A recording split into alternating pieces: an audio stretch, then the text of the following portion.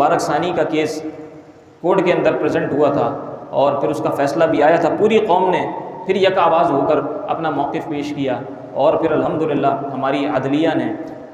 لوگوں سے رائے طلب کی، علماء کرام کو بلایا، دانشوروں کو بلایا، ان کی رائے اس کے اوپر سنی، اور پھر ایک مختصر فیصلہ جو ہے وہ جاری کر دیا، جو کہ الحمدللہ تشفی والا ہے، جو کہ تسلی والا ہے، جو کہ ہمارے آئین سے مطابقت رکھتا ہے، ہمارے آئین سے نہیں ٹکراتا، ہمارے دین سے نہیں ٹکراتا، ہمارے نظریات سے نہیں ٹکراتا۔ البتہ بھی تفصیلی فیصلہ آنا باقی ہے، اللہ تبارک و تعالیٰ کی مدد شامل حال رہے، تفصیلی فیصلہ بھی بہت اچھا رہے گا۔ تو یہ جو 6 ستمبر ہے، 6 ستمبر ہماری سرحدوں کی حفاظت کا دن ہے، ہمارے پاکستان کی ملک کی سالمیت اور سرحدوں کی حفاظت کا دن ہے، جبکہ جو 7 ستمبر ہے یہ ہماری ایمانی اور نظریاتی